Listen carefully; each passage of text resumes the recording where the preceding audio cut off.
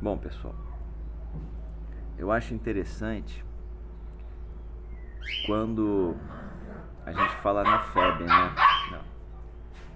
São os cachorrinhos aqui que estão brincando no quintal, curtindo a vida, descobrindo o mundo. A Federação Espírita Brasileira. Que coisa, né? Ela assumiu grandes proporções graças ao Pacto Áureo no século XX, nos anos 40, e uma projeção com o Chico Xavier nas suas obras. Depois, por alguma razão, ele para de enviar seus livros para serem publicados pela FEB, sabe? Mas é interessante como a FEB, no movimento espírita, ela se torna uma espécie de papado, referência, o grande porta-voz da codificação. Essa organização fechada, complicada, polêmica, que até presta um relevante serviço social, né, com obras de caridade, etc. Mas é aquilo, né? O fato de praticar a caridade não justifica que se fale abobrinha, que se faça besteira e que se cometa até crimes. Não estou dizendo que a FEB cometeu crime. Pelo contrário, nada a ver. Mas tem outros que, em nome dela, ou tentando se justificar nela, cometem crimes de intolerância. Ora, quando aquele cara chamado João de Deus foi preso por assédio, crimes horrorosos, até acusações de assassinato, quando ele foi preso, a FEB logo se arvorou, né, em falar, não, ele não era espírita, não, nós, né, então falou assim, um monte de besteira, sabe, um monte fez a defesa do movimento espírita e tal, mas ela falou outras besteiras também. Isso é espiritismo ou isso não é espiritismo?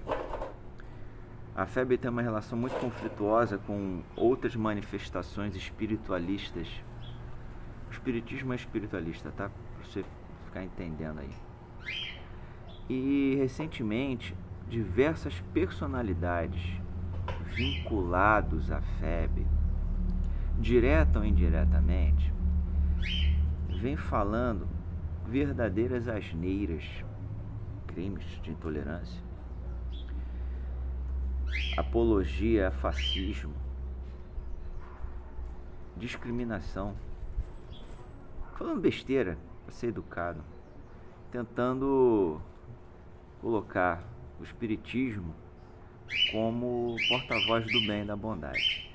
A gente tem um cara lá de Niterói, né, falando que o espiritismo é para quem aguenta. Fanatismo isso. Aí outro passando a mão na cabeça, o Divaldo, né? Primeiro Raul Teixeira. Divaldo tentando passar a mão na cabeça em criminosos flagrantes de vandalismo, golpe de Estado, tentativa de golpe de Estado, que pessoas que expuseram seus próprios filhos menores de idade a situações de risco. E agora, cadê a FEB? Para dizer que eles não representam o espiritismo, não representam o legado de Kardec, Denis, Flammarion e tantos outros, que eles estão contra os ensinamentos do Cristo de tolerância, de responsabilidade. Cadê? Está lá em silêncio, porque muitas pessoas da administração febiana coadunam com essas falas anticristãs. Eu acho que precisa ser uma transformação, uma revogação. Cadê o espírito de Ismael, né? Eu nunca gostei dessa ideia do espírito de Ismael, né? Ele aparece para quem? Quem disse que ele é isso tudo? Sabe? Qual o trabalho de controle universal do ensino dos espíritos que ratificam a autoridade espiritual de Ismael?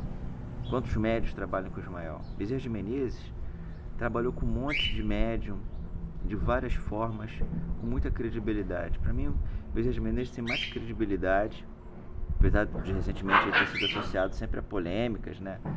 Contradições, mas ainda assim tem muito mais credibilidade que Ismael, pô. Parece para ir para um, para dois, e não define nada, não fala nada, não resolve nada, não orienta nada, não guia nada. Então é essa reflexão, uma provocação mental que eu estou fazendo aqui. A fé serve para quê?